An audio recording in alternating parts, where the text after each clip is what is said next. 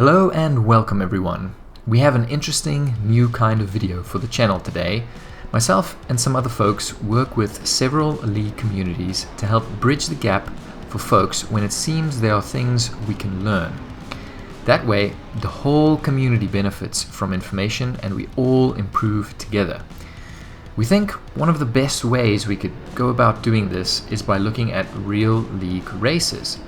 For us, the purpose is not to discuss stewards' decisions or a penalty or anything like that, but rather to assess the racecraft, or how something could have been approached differently to maybe have avoided an incident.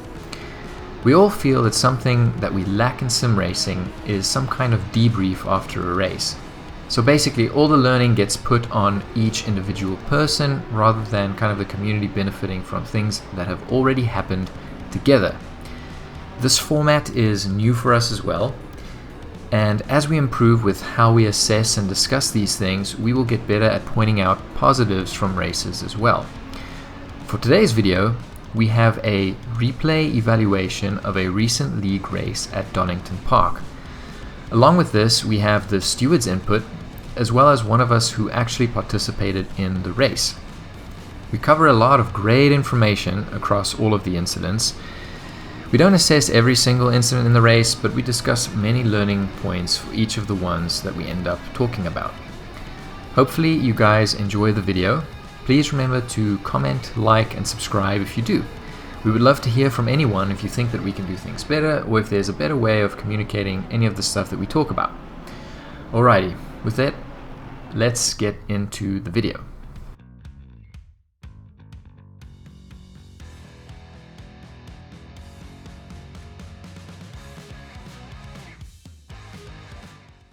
That weave is what caught me. And so if you go back. Yeah, he does a bit of a weird move here. So I was over here. Doesn't know you're there. And he goes, oh, yeah. And so that little weave is what caught me out, right? Is that when he moved over, I got on the brakes hard, and then he moved back, and then I just got off the brake. And I was just like, I don't understand why I did that. Well, you're on the dirty side of the track. Well, yeah, that part is fine. Like, what I should have done is just backed up a bit and just gone online with him, and instead of trying to be in that space. But I was like, maybe I can, be along the inside of him. But it didn't work like that at all. And so also, I was like, sorry, go ahead, my bad. No. Also, blah. I was just gonna say, at this point, you're totally blind to whatever braking marker you had. Yep. Like, things happen, and then it's like, okay, where am I actually on track? That's exactly what happened. I couldn't see anything. Yeah. And so, I'm looking over at where I think my brake marker is, and all I see is Audi. And then it cuts over, and then cuts back, and that still doesn't mean that it's okay for me to not know where I am, but I don't know where I am. And so then when I get on the brakes, I'm like, what I should have done is really just held my brake and just kind of parked it like I did when I turned my car off later that week, right? And just coasted down there and just been safe. Like, cars would have probably driven around me and whatever, but I would have been fine. But instead, I kind of keep trying to go for the brakes. Like, I keep trying to go deep in the corner, and that just doesn't work. Quick question. Do you ever look at the rear view camera?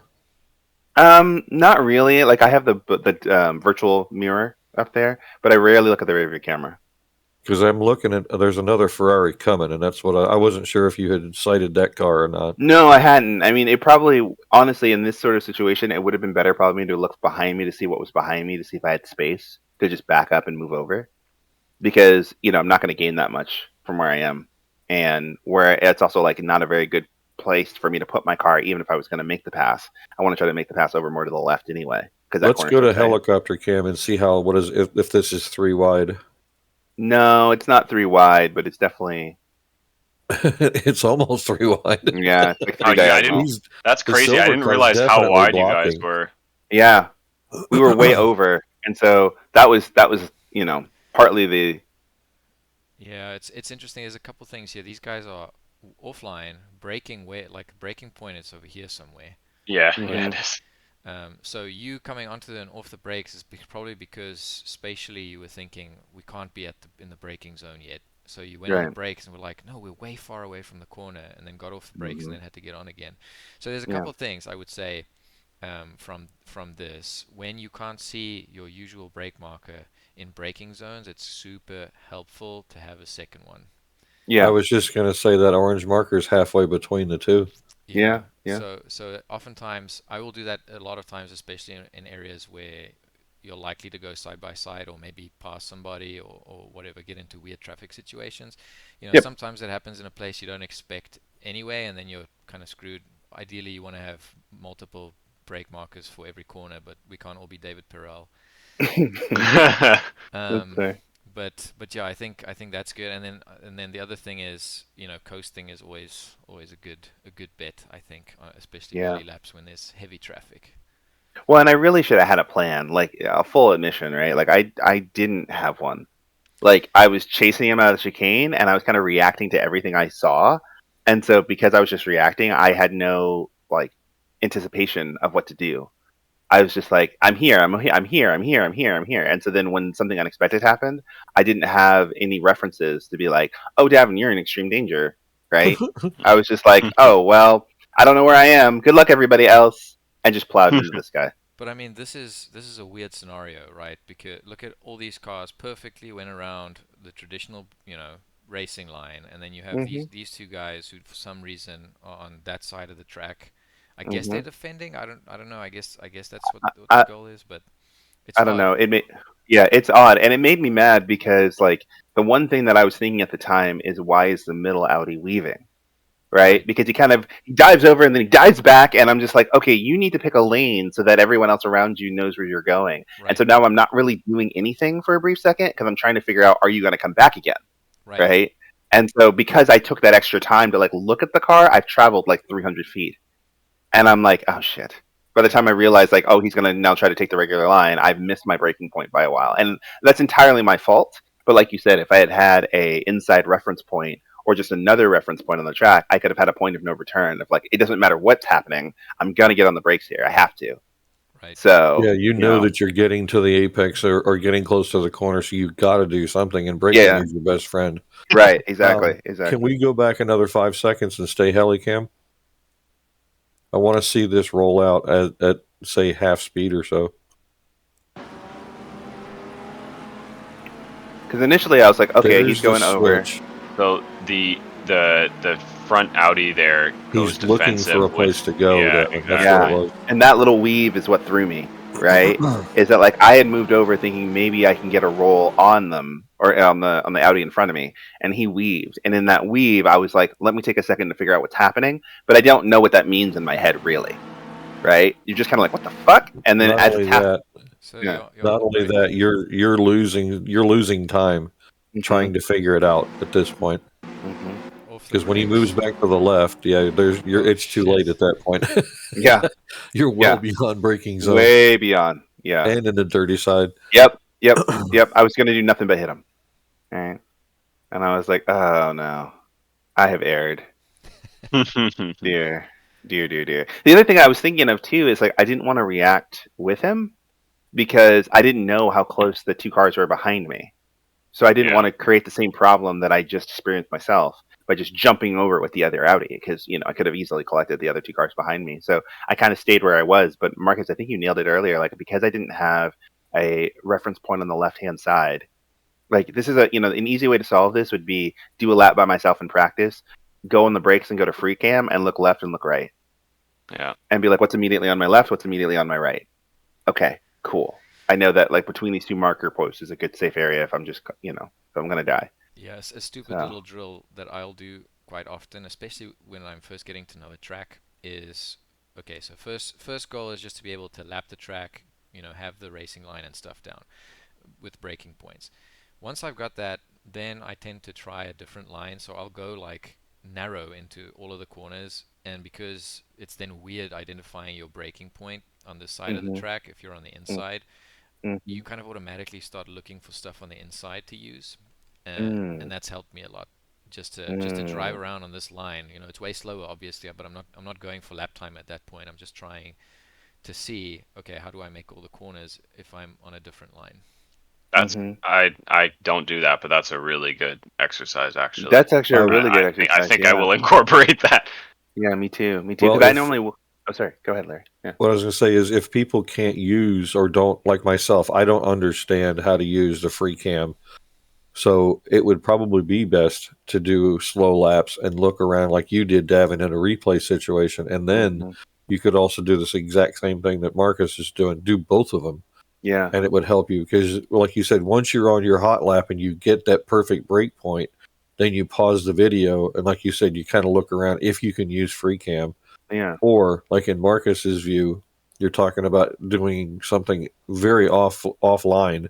Yeah. And at that point, you can also look for the breaking points also.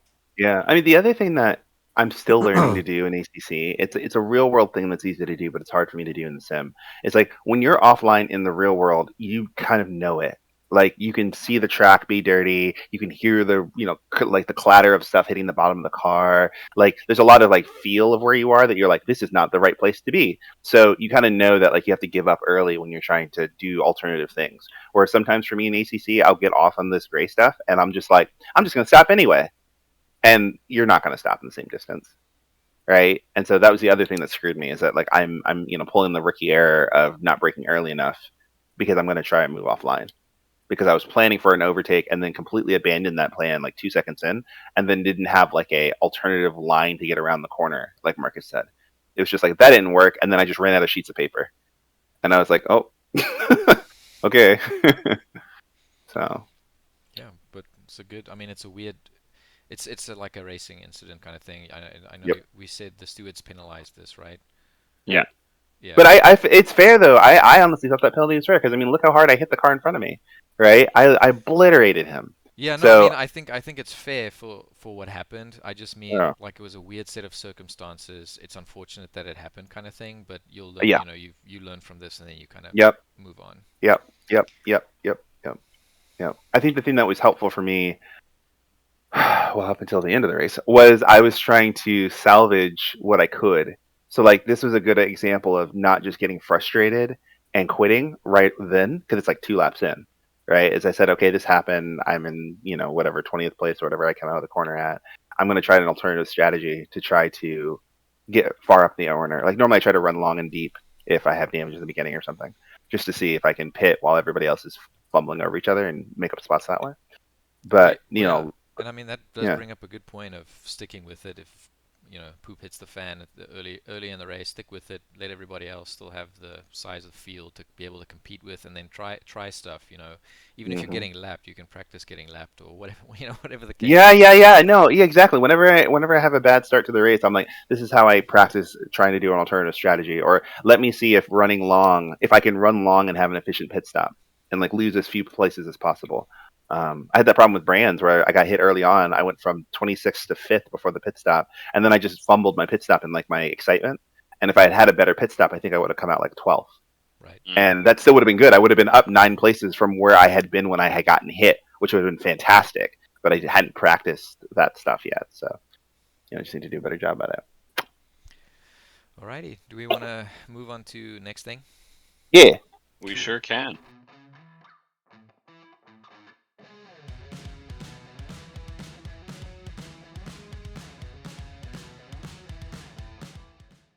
At 7:10, a car 57.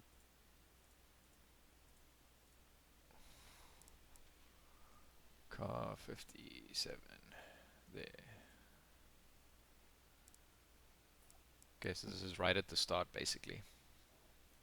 Yes. Yes. Yeah. What does the description say? Because we're playing it for. The description is unsafe rejoin. Oh, okay. Oh, that's a good one.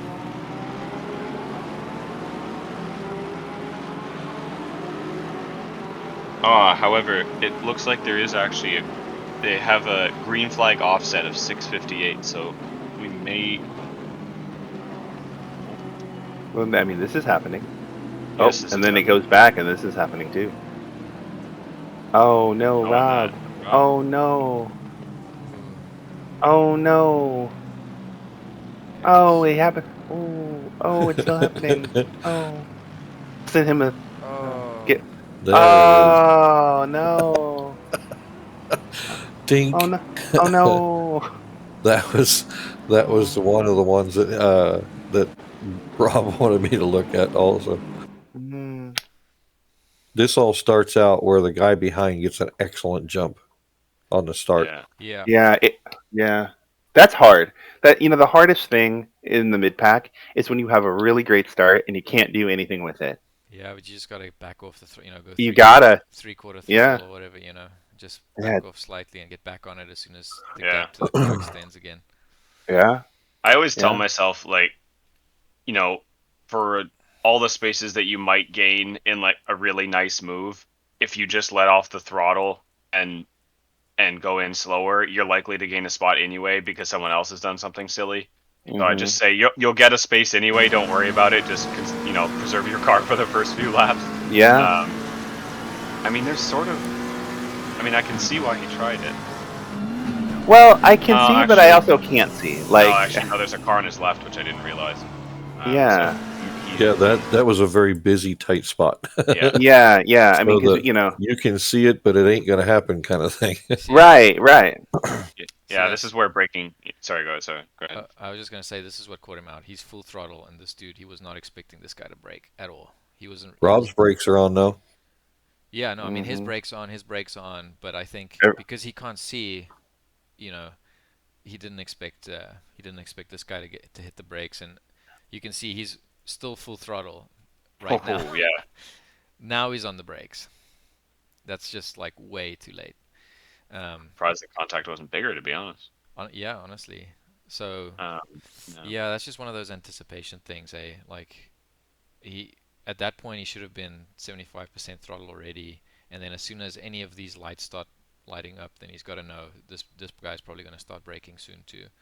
Let me make a point here. If nothing else, with the car this close to you, you cannot anticipate this. There's just no absolute reaction time here. You should be anticipating this car. Well, I would mildly disagree. I would say that you would anticipate the whole field braking for something. Yeah, exactly. Right. But as a visual, though, no way you can react to the black car. You would have to be trying to react to the red car on the left. Yeah, agreed. Yeah. Because he's just so close. That's less than a car length right there, guaranteed. Yeah. Well, and also, if you're going to do that, it would probably be better to offset behind the red car, so that you have time to react. Slot in and follow. Yeah, because if you react to the red car and the black car decides to do something outside of the reaction time of the red car, then it's like you're using two different sources for reaction. And so you need to put your car into a safe space where, the worst that's going to happen, at worst, is you'll lose one space, at worst, right? And so put yourself in a safe spot on the racing line and give yourself room to do something. And I think too many people get anxious about losing spaces at the start. Yeah, that's for sure. Right? Yeah, and so it's like you're 10th and you're like, oh, well, I don't want to go to 11th. Ooh, 11th. Oh my God. Right? Like, it's not, in the grand scheme of the whole race, it's not going to make or break you most of the time. Right. And so you can just pop over, and if you happen to lose a spot but your car's not damaged, I have something to race with versus a damaged car that I have to now pit and fix. So yeah, limping back to the pits is no fun. Right, exactly.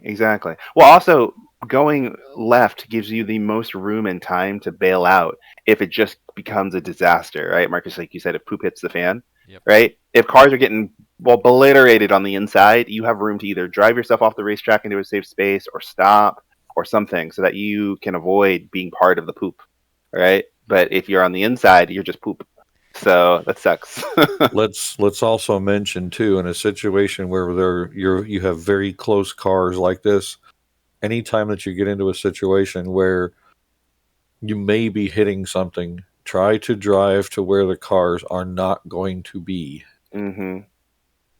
Yeah. You always want to drive not to the open space, but to where the cars will not be. Perfect example, turn one going to Monza, or any turn one that's a right-hander. If you're on the inside, there's not a whole lot of places to go, but trying to avoid left is usually better. But if you're on the outside, you always have the left side to out. You always want to not drive to the space that you see immediately. You want to drive to the space where the cars won't be as you get to them. Yeah. Yeah. So what I'll say about starts is when you are this close to cars, you have to be like ready to instantaneously get on the brakes.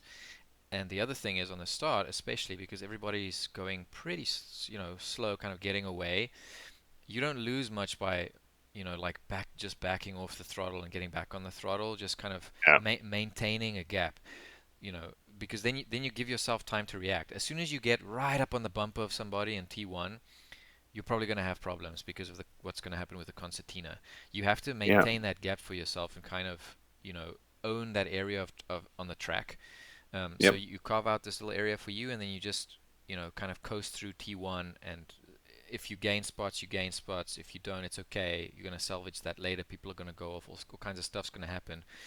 But just balancing that throttle has helped me a lot with being safe. And you can practice that with the AI too. Yeah. Because they'll massively concertina. So, and just being for those that don't understand the word concertina, basically it's where all the cars end up in one place. Yep. They just all close up into one big bunch. Yep. Like when you're coming up on traffic and all of a sudden there's 100 cars in the space of exactly 100 meters. Exactly. Yeah. Well, it's funny because like for me on race starts, that is the time where I want to be selfish and safe. And so I want to put my car in the safest possible spot and then be selfish with that spot until we get through probably the first few turns. Yeah. Right? Because the thing that really, pull a Peter Griffin, right, grinds my gears, is that when we get through T1, fine, and then everyone loses their minds on the exit of turn 1. Right? And instead of like getting through like 1 and 2 and 3 and maybe like getting to the back straight where like cars can kind of shuffle out and then we can make friends and start racing, it's like we get right on the exit of T1 and then death! Right? And I've just never really understood that thought, especially on a track that like might be hard for you to drive at full speed alone. You're surrounded by like 10 other cars. Like, wait 45 seconds and you'll be in a much better place. Yeah. And the other thing is for me, like, because I mean, it's, I mentioned it not long ago, it's just there's so little space in the first few corners, just simply, by dint of the fact that there are many other cars around you, that you can afford, as has been said, to be off throttle a little bit, and you're not going to lose anything because no one else has anywhere to go. If you're off throttle in the middle of of the hangar straight at Silverstone, mid race, of course someone's got somewhere to go by you. But in situations like this, even if you're you're in traffic, there's a car to your left, there's a car to your right, there's a car in front of you. So there's you can't really go anywhere, and that's where what Davin said is absolutely right. Whereas you say you're selfish with your spot, so you can position your car in a place where people can't get by you because they're going the same speed as you. There's no way they can get around you because there's no space, and you basically say, I will be opportunistic, but I will not force the issue in the first 3 corners. Exactly. Yes, exactly right. And that will get you through. Unless someone, clobbers you from behind, that will get you through 90% of all race starts. And chances are you'll be a net positive on positions gained because someone else always messes up. Even if you're a net negative, right? Even if you're a net negative, like your net negative will be minimalized. Or minimized, right? Because, I mean, hell, if I start 10th and I come out 11th, that's better than starting 10th and coming out 17th because I got spun. Exactly. Right? And chances are 2 people started 6th and 7th are now at the back of the grid. Right. Well, and that actually happens. Like, honestly, especially when I start anything outside of the first 2 rows, I'm typically just watching the first few rows as we go through T1. Yeah. See who's running into who's driving up the inside of who's crowding who. And then, like you said, if it's a freebie, I'll just get it by math, right? Yeah. They'll run each other off the road and I won't do anything off throttle and I'll just coast right by and pick up 2 spots and be like, cool, I can go now, right?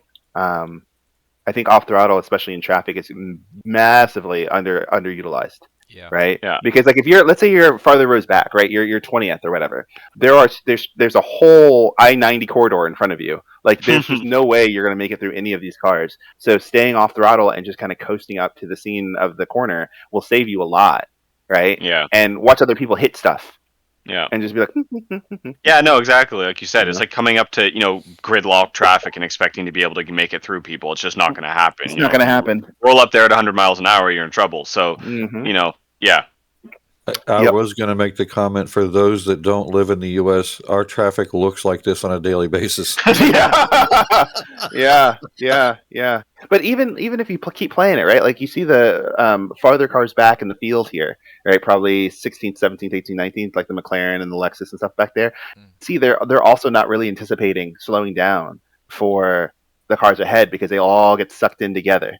Yep. Right? And so it just makes that incident harder to negotiate because now you're 3 wide. The cars in the very last shot, row is 3 cars 3 wide. It's legitimately 3 wide, and you're just like, oh, and one of those is on the marbles. Almost 4, yeah, exactly. Yeah, that's almost 4, right? Like that's an accident waiting to happen if 4 individual human beings decide to do something silly.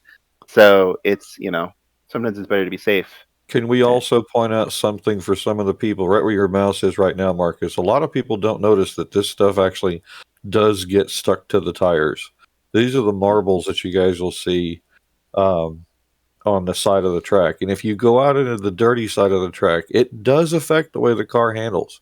It may not be major, but you will have a little bit of a, ooh, what's that feeling going on while you're driving, especially at speed coming out of the dirty side of the track. And the grass and the gravel does the exact same thing.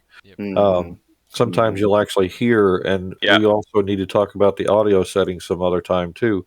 When you're driving through the marbles, you can literally hear it clattering and banging and slamming into the bottom of the car as it comes peeling off the tires. So grip level on the non-racing line is very critical also. Also, I'll add graining at this time is probably going to be an important thing if you haven't warmed your tires up, right? Because that's going to be a nightmare. Like, we always say gas, drag the brakes, weaving doesn't work, right? Like, make sure to get heat into the tires before you get started so that when you do have this little moving around thing in turn 1, right, your front tires aren't graining immediately because you're scrubbing a cold tire on the track surface. And so graining plus marbles equals death, right? You can't turn. You can't turn. Lack of grip is very, very a very high possible thing when you are in the beginnings of a race. Yeah, the only thing I think about at the beginning of the race, to be completely honest, during the warm-up lap, is I need enough heat in my brakes to stop if something goes wrong. I'm not trying to make up positions. I'm not trying to attack anybody. I just need heat in my brakes so that if I need to slow down, the car will slow down. Because most people don't. Right, and so they go to the brakes even early, and the brakes are cold, and so you hear as the ABS kicks in, and the car just won't stop. Right, I need to be able to stop. Right, and that then helps me make up better decisions, regardless of how my tire temperatures are and other things, because I've got safety. So what's next, help Marcus? Your tires too. So he then runs into the back of Rob, which I think was totally separate, honestly, because he's been braking this whole time, and they're in the turn now. And he's actually coming off the brakes. He is. and then he taps Rob. That just comes down to don't hit what you can see. Maintain effective distance. If the guy ahead is slower than you expect, that guy's still there. You can't ghost through him or whatever. And then really the thing that we wanted to talk about was the rejoin, right?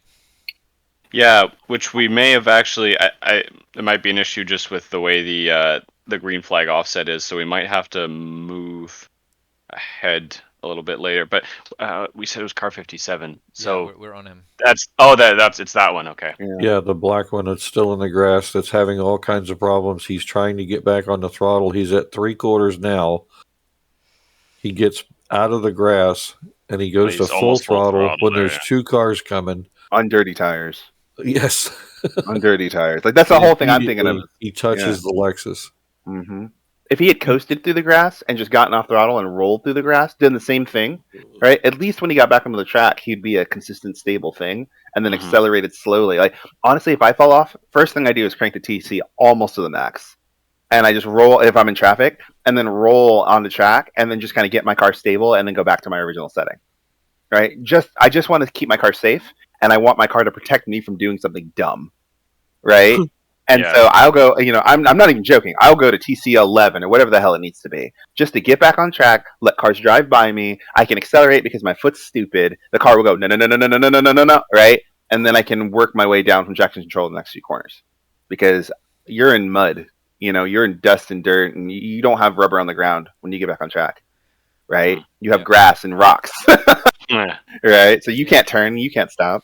So in terms of rejoins, though, what kinds of things do you want to think about? I would say, first of all, you don't want to just try and join going full throttle, because if one of your tires is on, the tarmac and the other one ends up being on the grass, you can rotate yourself and go across the whole track and just annihilate, several people.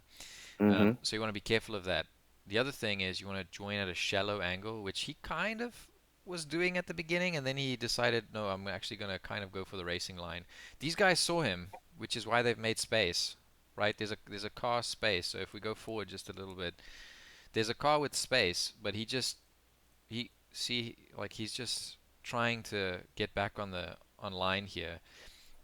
I think when you go off track, you have to accept you've made the mistake and then do the most innocuous thing you can to get back on track, to not affect anybody else because they haven't done anything wrong.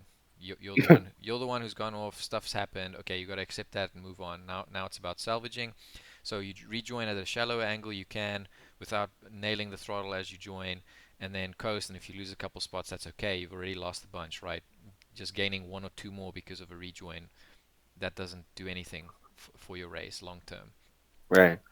I think a bit of understanding of the specs of these cars might help also. You're talking about a car that has over 600 horsepower coming out of the grass and having one tire that decides, okay, I have quite a bit of grip compared to my buddy on the other side. The one in the grass just kind of goes, don't do it.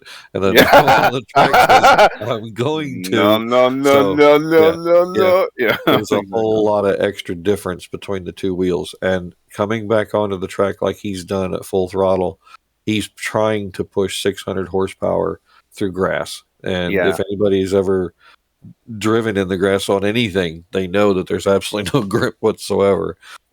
So really, it's best to take the hit, learn your lesson, let a lot of the cars go by and enter bit behind and gain the places later and not ruin anybody else's race. I mean, because there's already been an incident, so don't create a second one. Right. Yeah. Well, and also sometimes you don't do anything wrong. Let's just say you get knocked off track, right? Nothing happened to you. You were a bystander of an incident. You got mugged, right? You still need to have the ability to be able to gather your car up quickly and get back on the track quickly in a composed manner. Because, like, that happens, right? Like you're on the outside and 2 guys on the inside banged into you and you're the third of 3 and you get knocked off. Like, you can't just jump back on throttle because you got moved off track. You need to be able to be like, okay, this has happened to me. Sucks. Let's get slowly back on track and get right back into the traffic and pick up our race from there. Maintain composure. Yep. Do not cry. Do not cry. Do not cry. All right. Yeah, and I mean, we'll acknowledge we've all been there. We've all gone off track, and your heart's racing, and you're like, damn it, and you try and get back on track, and you kind of rush it because it's a race and you want to get back in there. But yeah, when this kind of thing happens, especially because you don't practice off tracks, right? I don't think anybody goes and drives off track and then drives back on track to try and see how best to do it, right? So really just keep in mind, don't nail the throttle, join at a shallow angle, and keep mindful of the radar and mirrors so that you don't come into somebody, because these people, they don't have to see you, or maybe they don't see you. Maybe he's looking in his mirror and then you're rejoining and he's on the line here, and then you've made another accident anyway, even though you were trying to join shallow. So like a lot of stuff has to go through your mind, but you just have to really slow yourself down when that happens, because it's happened, right? Even if you end up waiting for the whole field to pass, that's okay. That was the point I was trying to make earlier. Look for a very large open space to make a safe rejoin if you have to. So I do practice going off track pretty often, like on purpose. So there are a lot of corners. No, I'm serious. There are a lot of corners where you either are going to fall off because you've made a mistake, or you get knocked off because someone else decides they're going to move you off. And I want to know how long do I need to hold the wheel, or how gentle do I need to hold the wheel, or how little throttle I need to give it so I can rejoin and lose as little momentum as possible. Like turn 4 in Donington, I practice going off there all the time because it's a fine line. Coming up to that here shortly. Yeah, there's a fine line where if you overshoot it by a little bit, you're going off track. Like you're not gonna be able to do anything about it. And so because I've practiced it enough times, I can identify it early that I've made that error, and I can just relax the wheel and let the car roll over a safe spot that I know won't kill me and get back on track again and resume smoothly, right? Brands Hatch, I do that everywhere in Brands because God, you can fall off there. And so it helps me know that there's a point of safety and then there's a point of no return. So if I'm in the grass, I don't panic and just snap the wheel and make my life terrible. I can be like, it's okay. I'm just going to roll for 5 seconds and I might lose a place, but I'm not going to die. And he almost did it again. I just looked at that. Yeah. This is the most anxiety-inducing part of the race, though. I've done this, right? or you get knocked off track and like you want to try to spin the car around so you can see, and you want to try to get back into the field, but you have to realize you have like 30 other cars all roaring by you. And so, as much as it really sucks, this is where you wait for the field to go by, or you drive into the grass and you try to think about, how do I salvage the result? Right? I try to go long now. Because honestly, like, all these cars are so close together that if you can get your car just composed and back in the race, you could probably make up a pit stop if you moved your pit window to be super, super late. You might be able to make up some of these things. I was just thinking now, too, it's like, can you imagine the noise of what's coming off the tires on that car? Yeah. Like you were driving through a gravel pit. Yeah. But people, one thing I was thinking about this week when we were talking about the debrief from brands was that people don't plan for an imperfect race. Yeah, this is turn 4 right here. Yeah. And, people mostly don't plan for an imperfect race. And most races, unfortunately, are imperfect. And so you have to be able to say, if I get hit, if I fall off, right, what do I do? What's my alternative strategy, right? Do I know how to run my car long? Do I know, kind of maybe how to pay attention to the relative of the cars around me that I was racing before and pit when they pit, or pit a lap after they pit, even though I'm farther down, right? So that you can keep your composure. And it's like, okay, that happened, but in your mind say, okay, we're just going to go to plan B. This is plan B now.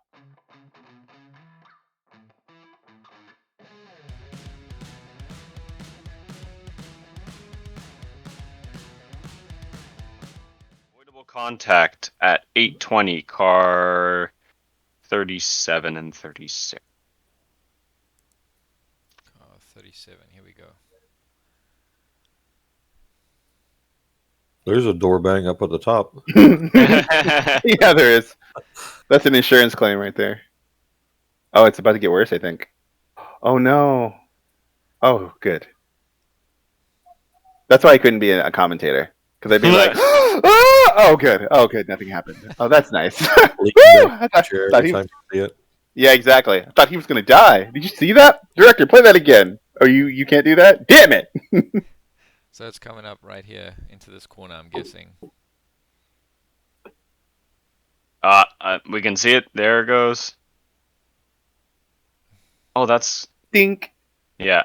Oh, man. That's pretty similar to what I did, actually, but mine... Oh, well, that's similar to what we saw in a couple other races, too, where, no, it's getting worse. Oh, same guy. And then straight in the fender. Oh, yeah. Completely. Okay, so really we want to be on board with that guy. Yeah, the 36. 36. Okay, so... Oh, and look. Oh, did you see where he was trying to go at the exit? I avoided that, but because the car that was about to smash into him was me. And I got on the brakes really hard when I saw that McLaren look at me. I was like, that's what the front of my car looks like. Oh, no! Go back. You have to go back 10 seconds and watch the brake level. This was coming from a long way back. All right, so now there's braking point. Click out of the way. There you go. Now watch. Full brake. And he lets off. Oh, no. And he's half we haven't stopped braking yet. Go back to the brakes. This is all about holding the brakes to the apex. Watch, he lets off here. There you go. Naughty. So you would have been all right. You know the thing that's funny? I would bet $1 that the 36 is thinking I'm trailing up to the brakes, like trailing up to the corner, when like that's not what trail braking is for here. Oh no. Yeah. I think the lesson at this kind of corner is the chance of a pass from behind here is so minimal that it's just not worth, like, just fall in line kind of thing, where and the straight after the corner isn't long enough either. So even if you get a run, if the person ahead of you hasn't made a mistake, you're not going to get by them because you won't. I don't think there was a pass attempt being made. I think no breaking point. No, well, yeah, but he was going to try and get past the guys on the outside, is what this guy is thinking. Yeah, initially. But if we watch the break input, he's got the car all right here, and then he ends up lifting off completely. Yeah, because I think he thinks the speed of the other cars through the corner are faster than faster than it is. So the only thing I'm saying here is just there's the type of corner where you just drive around it and you're patient rather than like trying to force the issue. And I say that out of experience because I did something pretty similar in the other race. This looks just like a bully coming through. Well, the thing is, and too, I know it's not intentional, but that's the way it looks. The thing is, too, is like if you're in traffic, you have to realize the cars in front of you all have to accelerate too. And none of them are going to be accelerating as fast as they were on a hot lap because none of them entered the corner at the speed of a hot lap because all of them are in traffic together. Yeah. So they are all going to be slow here, all of them. So you have to wait a lot longer in the beginning than you want to because none of you are going at the speed that you were going at a full speed hot lap.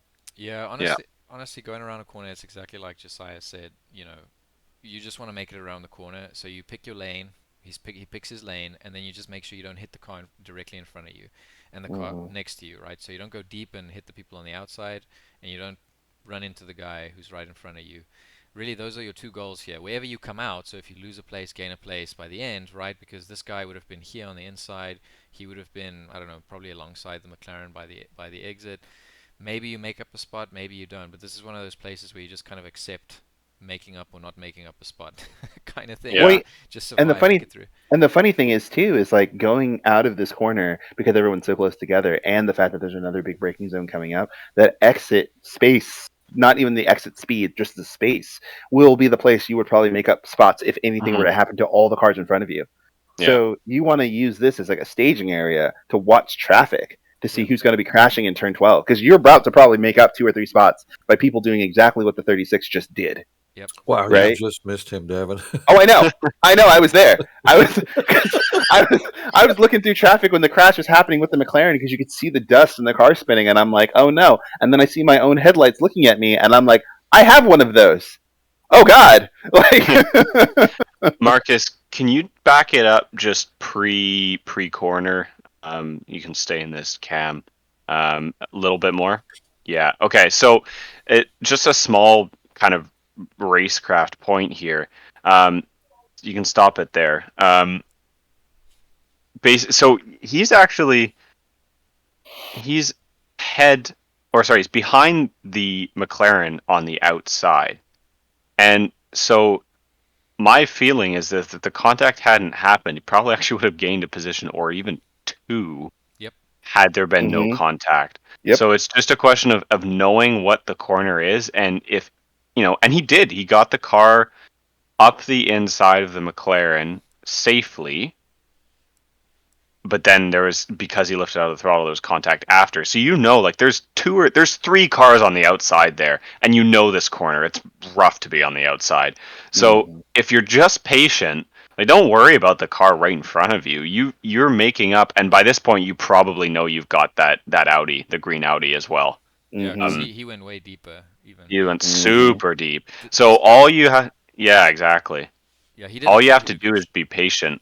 Exactly. He did a good job, the McLaren here. He picked his lane, stayed in it, and he made his way, leaving a nice space on the inside. So he's doing a good job, and he's on the inside, exactly like you said. He went deep. He's got to stop for him. All that you have to do is not hit this guy. Yeah. And you gain 2. I think the other thing that we might want to talk about too is that after a mistake like this, because the 37 and the Lamborghini may have gotten on the brakes harder than we thought, and we hit them, and it's no big deal, right? Is not to like accelerate panic out of the situation that creates the accident on the other side. Because sometimes what you see is like you hit the car in front, and then you want to like shove him out of the way just to kind of get through, and then you just drive into another accident, which then makes the situation worse, right? Because the McLaren is doing what he should be doing. Right, is staying to the outside, and he should be safe. He should be able to get away from this. Yeah. And the Lexus accelerates into him.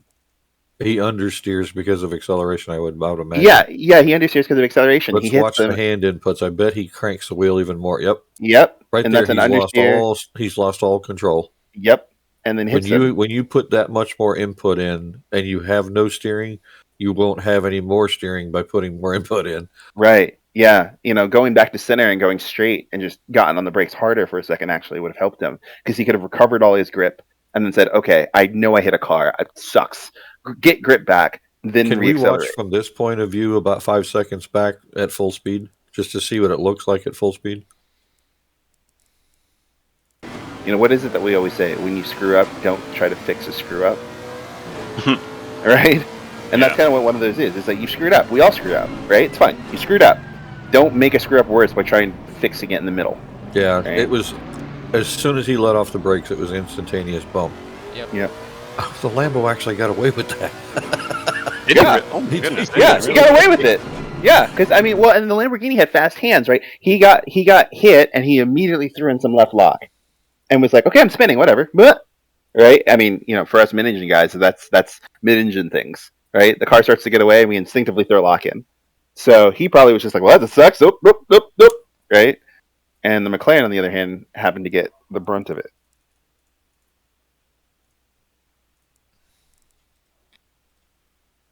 Were we going for a pass here before? Is that what happened? I don't think so. Okay.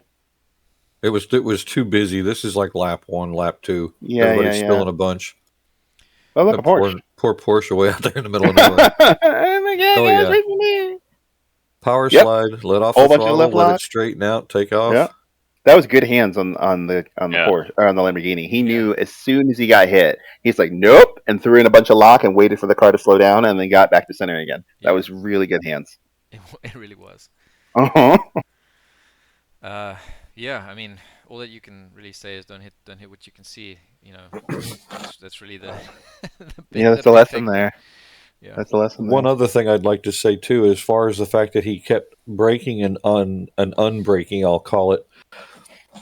If you have any kind of pedal issue or anything like that, you should go into the controls in game and watch the brake line go left to right to see how much pedal distance and or pressure you're going to be using, and to see how much it takes to release the brakes off of 100%. That is where you need to start visually seeing and physically feeling what it takes. You need to match the two. If you can see what's happening, you'll understand what the feeling is better.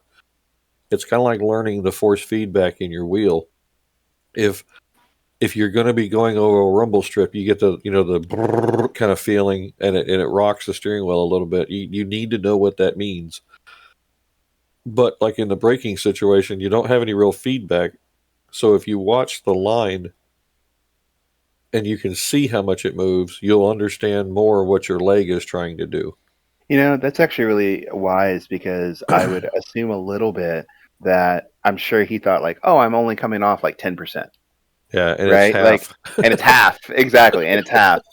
And so, that's a really good point, because when I look at this, I don't see a driver that's making a boneheaded move. No. Right? I see more of like a minor adjustment that just didn't go the way we wanted, and then how do we salvage a small incident that is happening? And since we looked at it at full speed, it happens absolutely fast. Just bang, bang, bang, bang. Yeah, bang, bang, boom, bang, bang. Yeah. Right.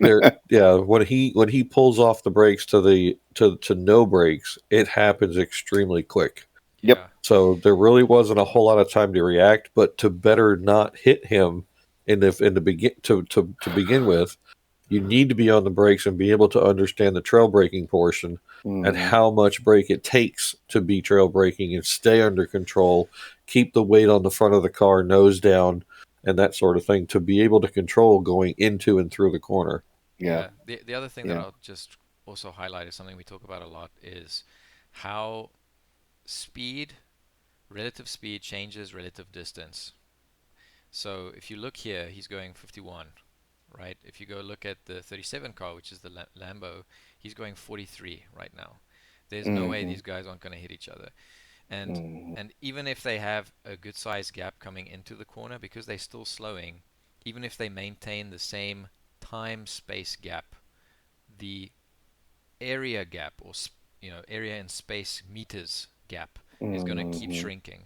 So you have to overcompensate in slowing to not go into the person in front of you when you're following another car through a corner.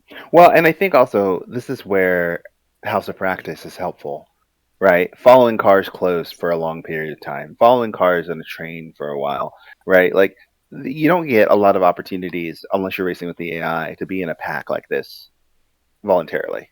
Right, and the AI is super predictable. So once you figure that out, then then the benefit starts diminishing a little bit. You know, if right. Rapidly. Yeah. Rapidly. Yeah, yeah. So like even you could solve this by like getting two buddies and say, hey, we're gonna run in a train and we're gonna try to go nose to tail in this train for 3 or 4 laps until somebody gets away.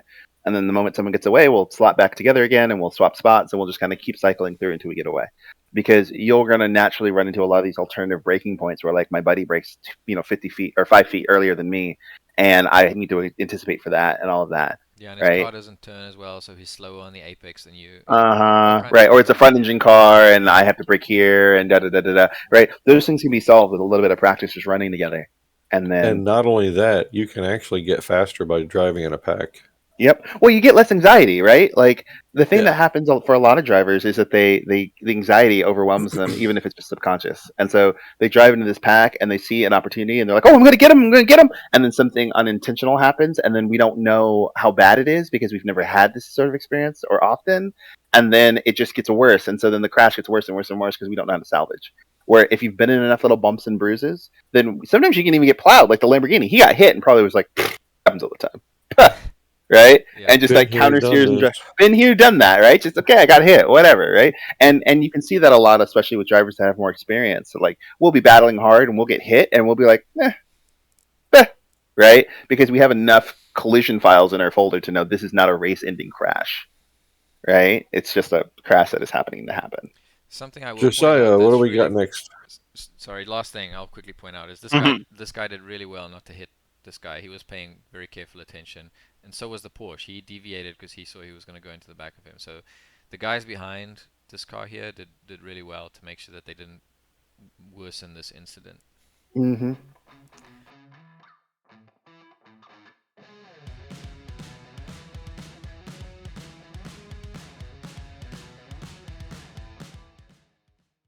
The next one we got is only 8 seconds later. Car 96 at 8:28. Just let it roll. I'm hoping it was going to be the car that you just complimented. This guy did a really good job. Oh, never mind. I take it back. 96. Yeah. Car 96, at 8:28. Oh, it's happening again. Wow. Ooh, no. That's just a wrong line. Oh, no. That's a very incorrect line into that corner. Oh, no. We were ambitiously without a plan. There was no plan there. Wait. Let's view this. Yeah, that's a 96 right there, the Aston. Yep. Oh, that was from way back. Yeah, sorry. I went from way back just to see the setup. No. I mean, No. The dive was from way back. No. That was ambition without. That was a planned weekend vacation right there. Yeah. Wow. Yeah. Well, but can we go back 10 seconds? Because I think I saw a habit there. Go back to the corner before. Yep, coming out of here. Okay. Yep. So we're driving. Because you can see the downshift flashes out of the. I actually thought we were in the corner we were in when I saw it, but he did the same thing twice. So, like, he gets up to this car. Oh, I think we have a little bit of oversteer coming out. That's what it is. Yeah. Okay, that's oversteer coming out. Okay. Yep.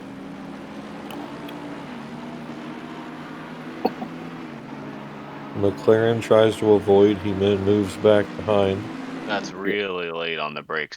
I'm gonna yes. I'm gonna say it's similar to something we looked at earlier, where my guess is he was probably distracted by what was going on right in front of him with the car, and then didn't realize that he was in the braking zone.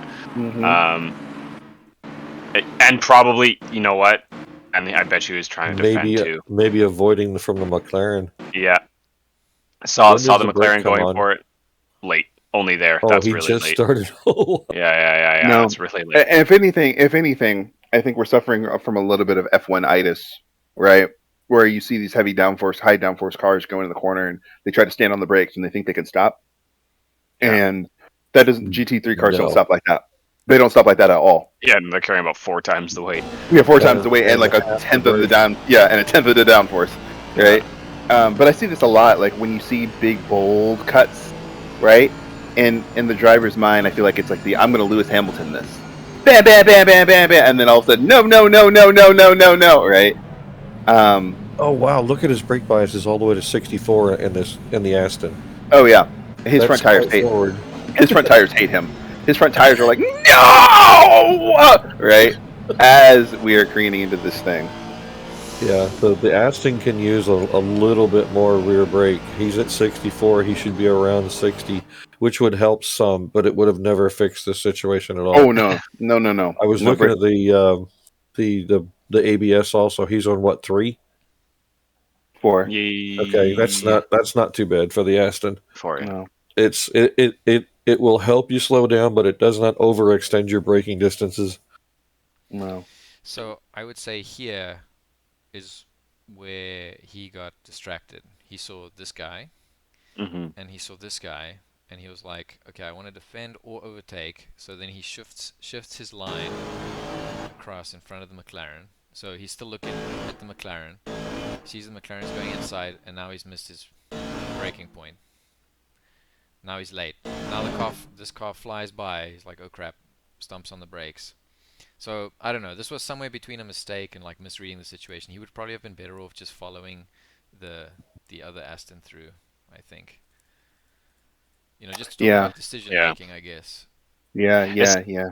Especially the thing is, so when you're defending like this and you pull out a little bit last minute to cover off what you think is a move from that McLaren, the second you see him go back inside, or sorry, outside in this case, you know that he can't really make it around the corner and pass you because you've got the inside line. You can park it at the apex and there's nowhere for him to go. Especially so at that point, exactly. So at that point you're safe. You don't need to keep defending.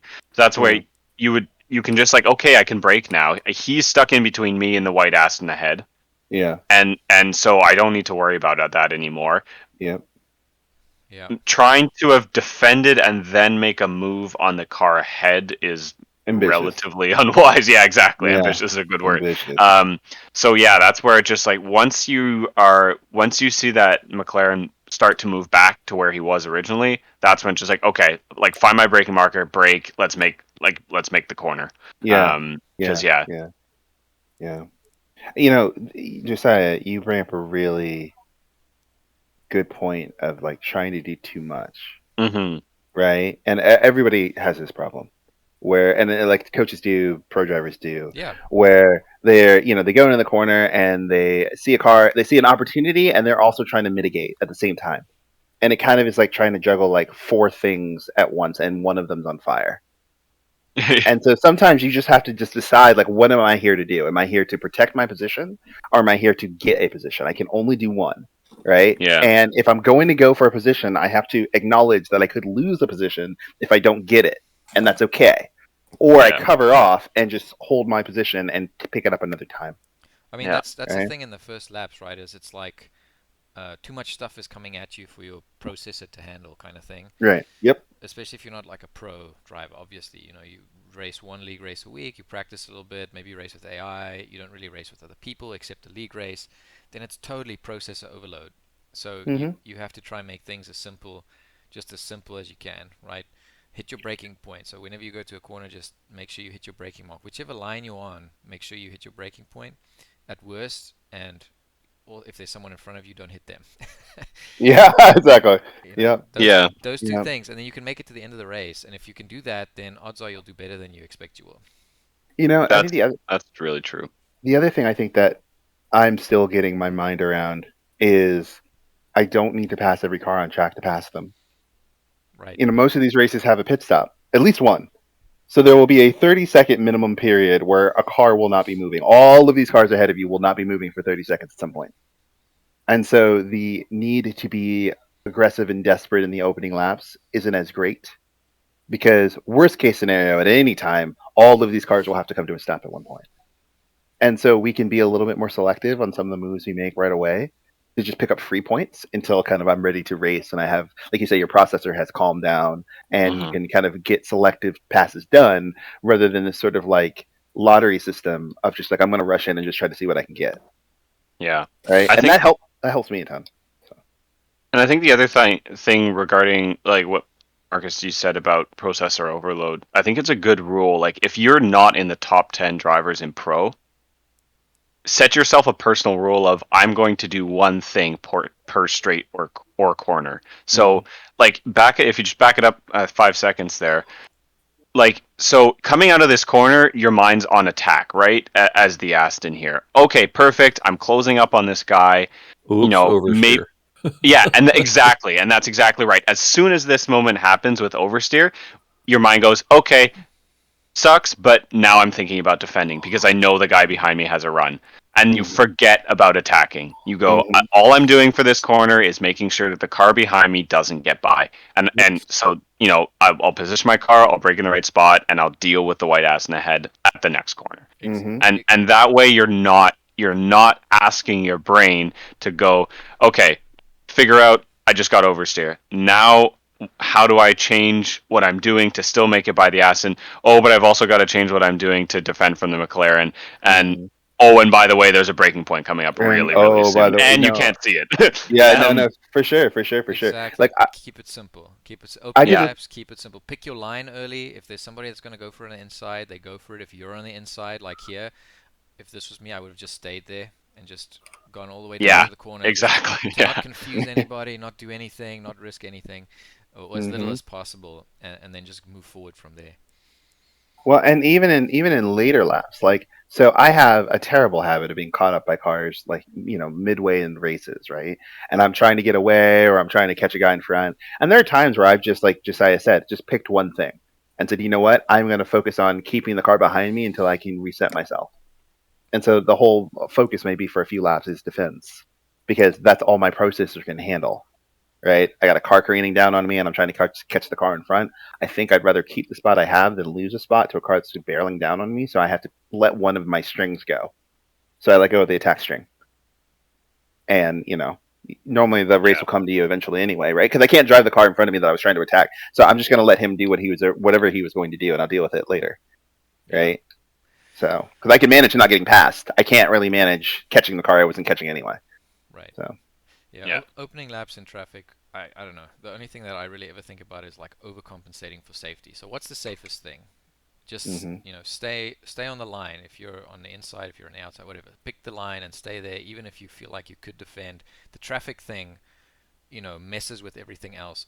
Later on in the race, when it's you and maybe one other car, so maybe it's a 3-car train, or even just you and one other car, then it's totally more manageable because you can shift your focus more easily. And you can think about more stuff, but when look how many cars there are here, within a car width of each other. You can't process this stuff and try and make decisions. So you have to limit the decisions that you would need to make. Yep. Definitely agree. That's it. Because even if you're able to process all that, the chances are that you make the right decision on all of them when you're making that many is pretty low. And I mean, case in point. We're not looking at the video now, but in the pro race from Brands, I was going into a corner thinking attack, and then saw the car behind me make a really late lunge, and made a half-second decision to try and defend it, realized that it would end up in an incident, and then had to back out of my defense. I didn't make the right decision initially. Yeah. So that's where, like, you've got to optimize your decision making, especially given that it's happening all so fast. And yeah, that again, just another reason. Car safety. I cannot beat that drum enough, right? Because there are times where even if I'm leading and I see a guy making a dive, I will intentionally miss the corner to give that diving car some space so he doesn't hit my car. Absolutely, right? Yeah. It does not make sense to get hit on principle. To me, does not make sense. If I can see it coming, like there's some people who drive in their mirrors a little too much and they're worried about dive bombs and they're just, I can't help those people. But there are times where, like, I'm in a battle, I see this guy making this lunge, I know if I turn it on my line, I am going to get hit. But if I move a little bit, I almost make his penalty worse because then he slides into an empty pocket where he has to slow down and I can just drive away. It can actually even benefit me to miss the corner because instead of having a collision, it's just a slow moving car and I'm relatively moving more quickly than him. So I can just get away. It's all right.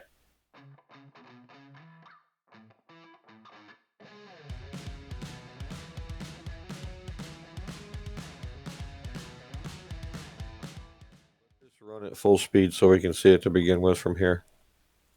It's always this corner. Every. Oh, this isn't where I died, but this is how I knew I was. This is how I knew I was going to die.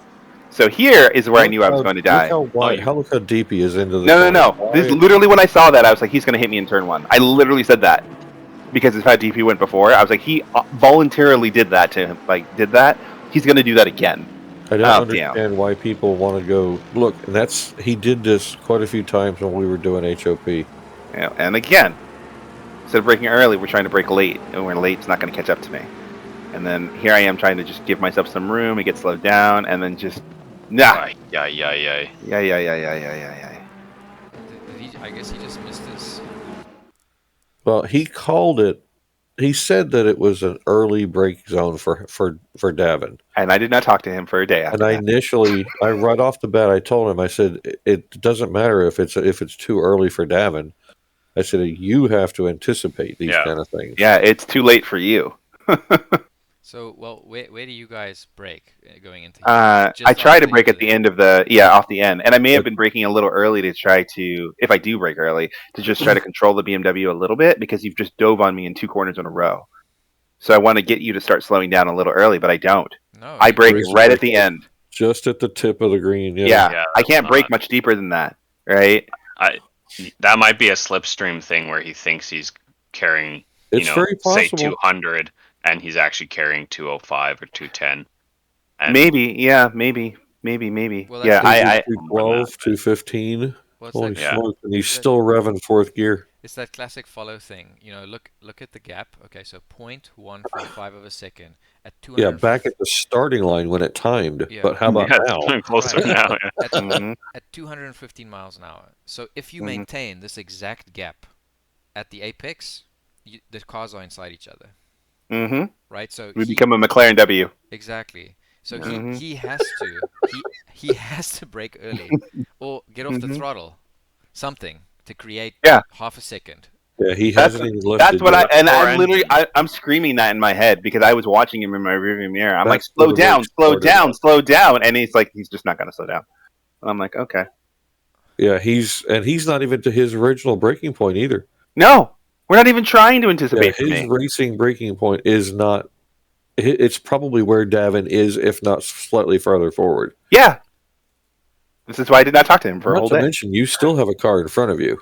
Yeah, it's pink. Look at the bottom left-hand corner of the screen. There is a car there, so you have to manage for him too. Even though you are slightly further back, but still, you don't know his pace. This is a problem, though. This is the braking area, right here.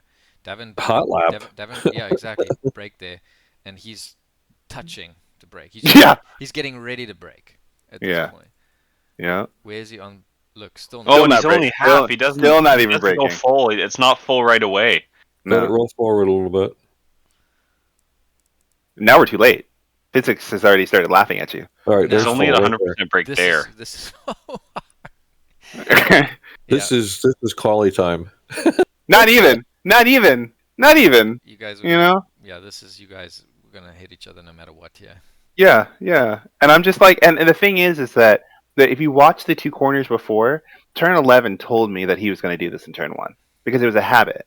He dove in 11 real late. He dove in 12 real late, and then we get to 1. I'm like, well, I mean, quacks like a duck, walks like a duck, right? It's just it's gonna be a foul. The thing is, in those there was space. It was it was kind of like he was trying to make up space on you, but it's fine. It's kind of it's stupidly safe. Yeah. But here, when you're going at max speed, is like basically the fastest that you go on this track. Into this braking zone, this kind of semi-high speed corner at 1/10 of a second gap, you cannot try and make up space. Exactly. And my thing was that in the 2 corners before, we're trying to make up space. So in every corner, we're trying to make up space. Right. And the impact of making up space is dramatically different because of the amount of speed in every corner. So the 11 and 12, because they're slower, it's fine to try to make up space because there's enough time for me to get away.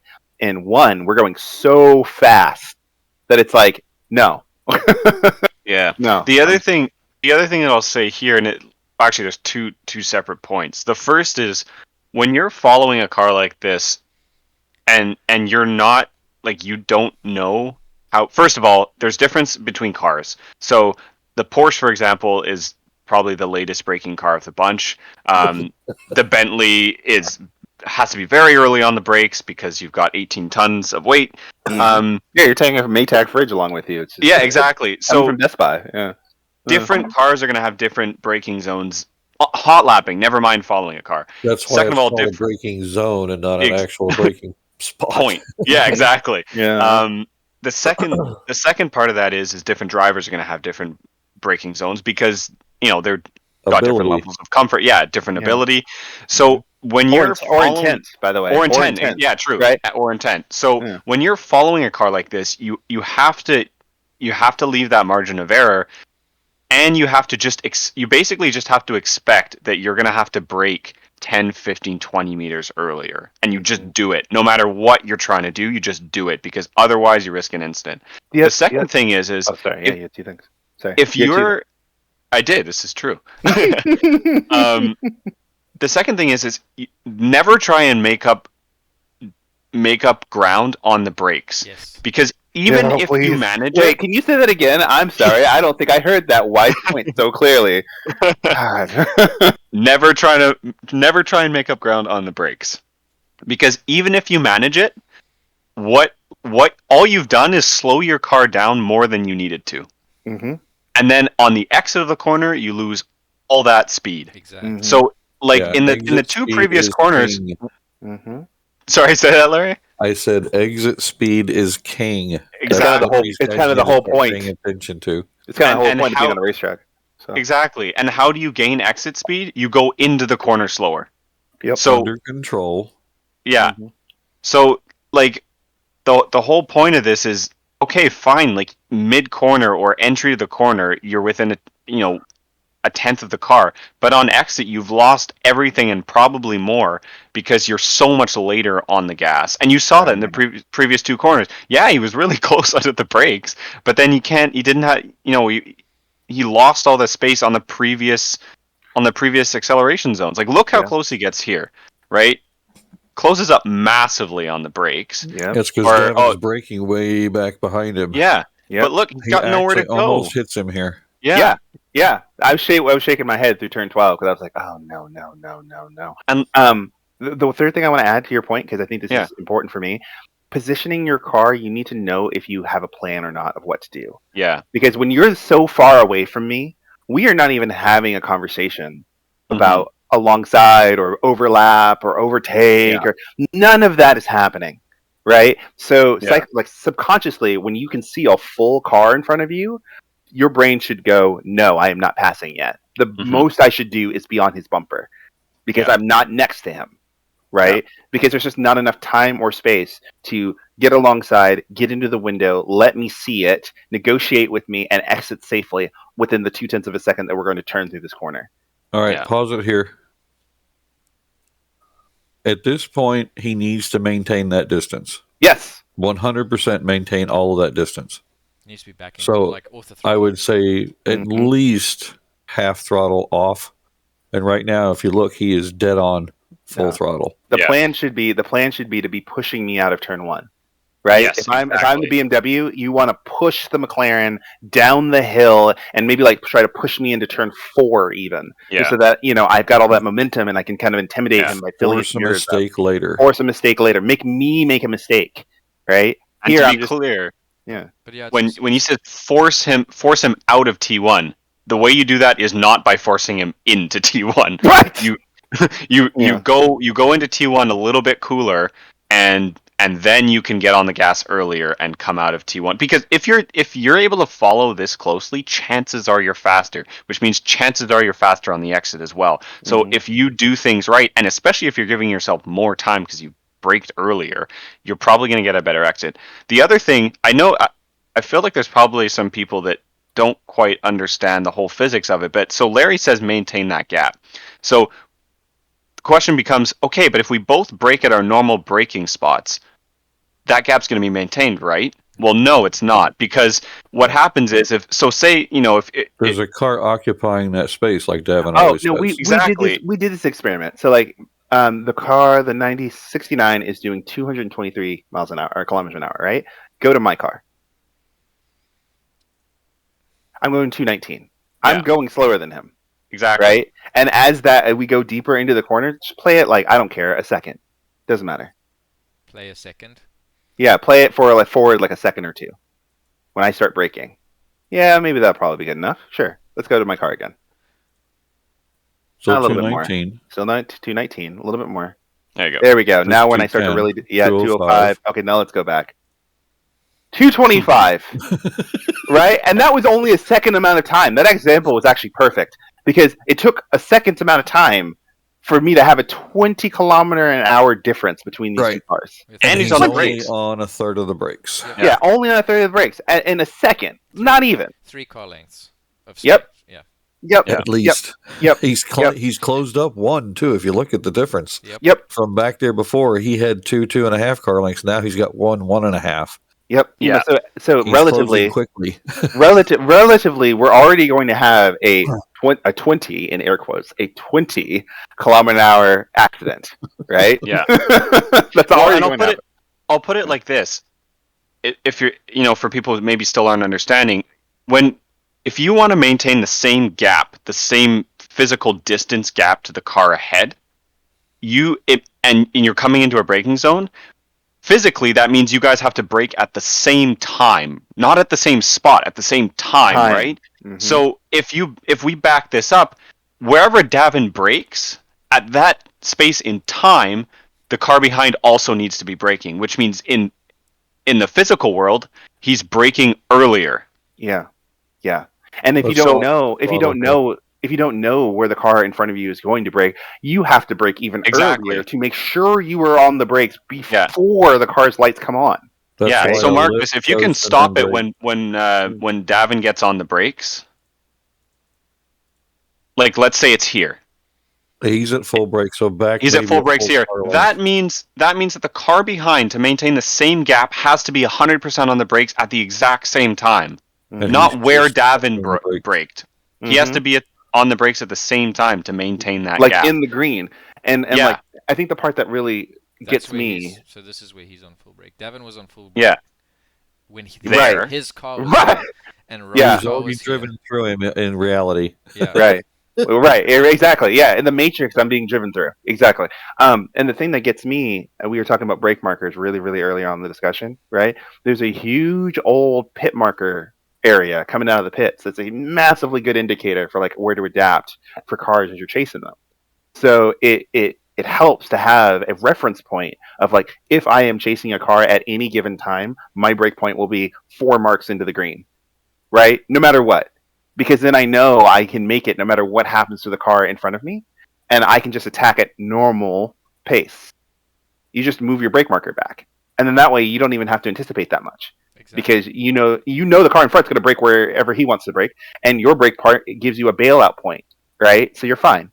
But if you react to me and react too late, well, physics takes over at this point, and now it's like, oh well. And it goes back to intent as well, right? So, like, what is, if you are the car following, what is your goal coming into this corner? Your goal is not to pass this car, right? So you want to follow this car. So then your goal is, okay, I'm not going to pass him into this corner. How do I pass him later? Let's have a better exit. Okay, so how do I maximize that? I have to follow this car, so I can't brake as late as I can because I'm following him, or as late as possible. I'm following him, right? I'm not trying to pass him. So I don't know. To me, it goes back to intent. If you know that you're going to follow this guy, then coming into this corner, you're not trying to like get right on the bumper or something like that. Yeah. You're just going to make sure I'm going to safely follow this person. By the time his brake lights are on, I need to be slowing in some fashion. And then at least on the brakes, like right after the lights come on, right? Yeah. Go through the corner, get on the gas earlier, like Josiah was saying earlier. Yeah. Well, and fortunately, the 69 was lucky because he didn't get a penalty for that because so many things were happening, right? Like to me, that was an instant drive-through because we obliterated the car in front, right? It's hard. It's hard. The stewarding will leave to the stewards, but this was an incident that didn't need to happen, I think.